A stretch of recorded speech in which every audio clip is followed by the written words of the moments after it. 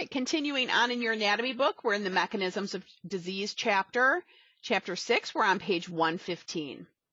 So, pathophysiology. We talked about pathology being the study of disease, and now we throw this word physiology in here. And so this is understanding the effects on the body. How is the function of the body changing as this disease is happening in our body? Does it change our breathing? Does it change our nervous system? Does it change our digestive system? Things like that. Okay. Okay. So I like this picture here. Normal, that's your homeostasis.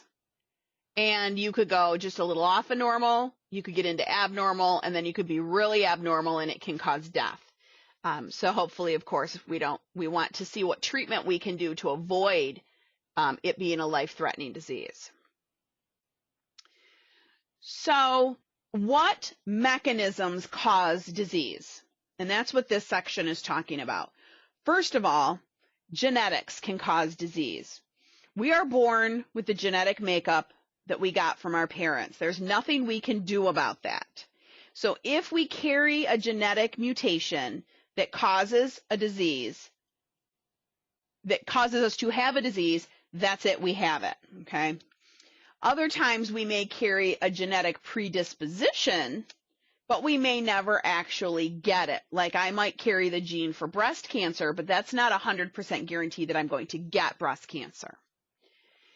The next thing that can cause disease is an infection. So we weren't born with it, we caught it. Some pathogenic organism got inside our body and caused us to get the disease. Like we caught the chickenpox virus. We caught the flu virus. We caught the COVID virus, okay? So it gave us a disease. The next disease type is neoplasm. Neo means new, plasm means growth, neoplasm means a tumor. If this tumor is cancer, obviously it's going to have some effect on our body. But even tumors that are not cancer can affect our body, such as a brain tumor. It might not be cancer, but as it grows, it may push on different structures in my brain and cause me to have issues because of what it's pushing on, not the tumor itself. But if it's pushing on my optic nerve, I may have vision issues. And then traumatic. We could have some kind of a trauma happen that causes a disease. And so it could be a broken bone, it could be a car accident, things like that, or it could be some kind of a chemical, like I was exposed to radiation, I was exposed to asbestos or something like that. Okay, we can have metabolic problems. So it could be our metabolism, it could be a lack of nutrients or vitamins, or an overdose of nutrients and vitamins. And then inflammatory diseases. Okay. And then the last one's degeneration. Degeneration is the breaking down of our body as we age.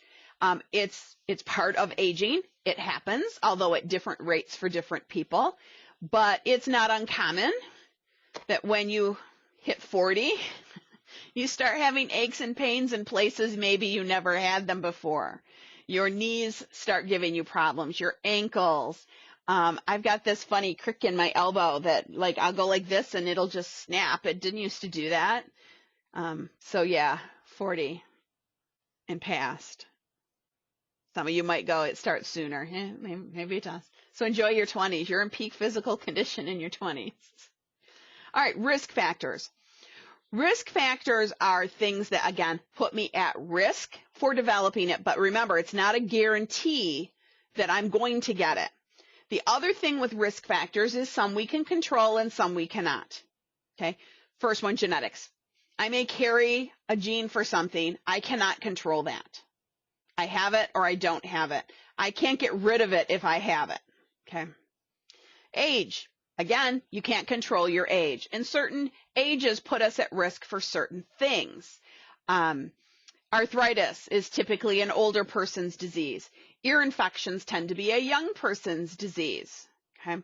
So your age puts you at risk. And anytime we learn about any cancer throughout this entire anatomy book, it talks about who's at risk, that this usually happens between 20 and 40, or 60 and above, or children, And so when you're in some of those categories, you're at higher risk, but that doesn't mean you'll get the disease. Now let's talk about the ones you can control. Lifestyle.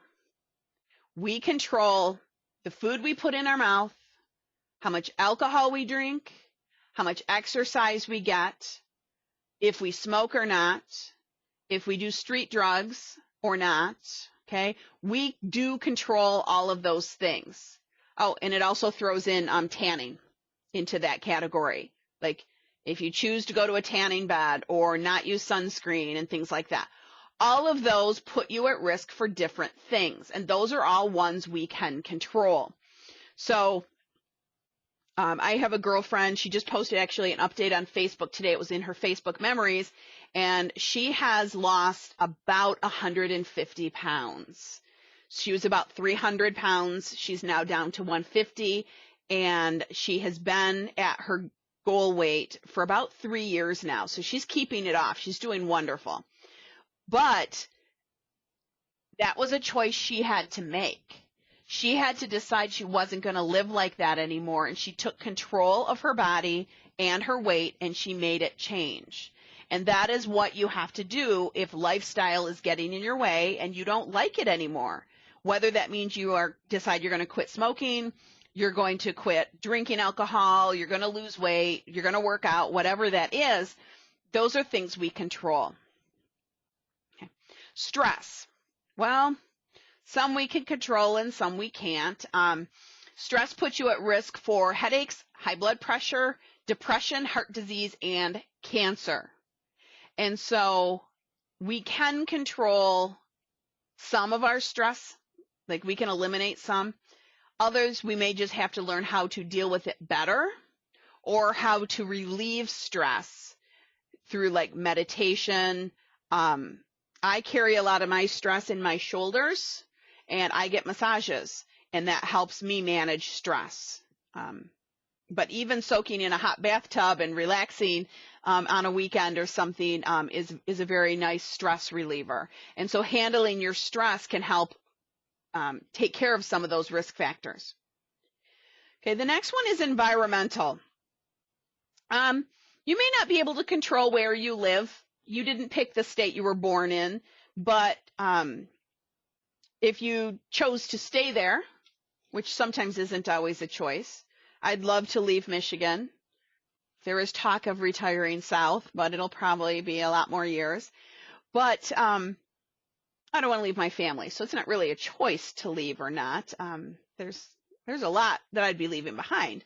So where you live, whether you're in a hot climate like Florida or a cold climate like Michigan, you may not be able to control that. However, you can certainly protect yourself from different weather-related diseases, but they also talk about some parasites in tropical environments. And so even though I may live where I live, I like to travel. Cruising is my travel of choice. And so I do like to go to some of those islands in the Caribbean. And there are certain diseases that are common there that may not be common at home. And so by traveling, you can expose yourself to environmental factors. And then pre-existing conditions. If you have one disease, it puts you at risk for another disease. So people with diabetes, they tend to be at risk for foot infections, kidney issues, retinal issues, and so the diabetes puts them at risk for other things. It doesn't mean they're going to get them. It just means they're in a higher risk category. So know the risk categories, understand which ones you can control, which ones you cannot control.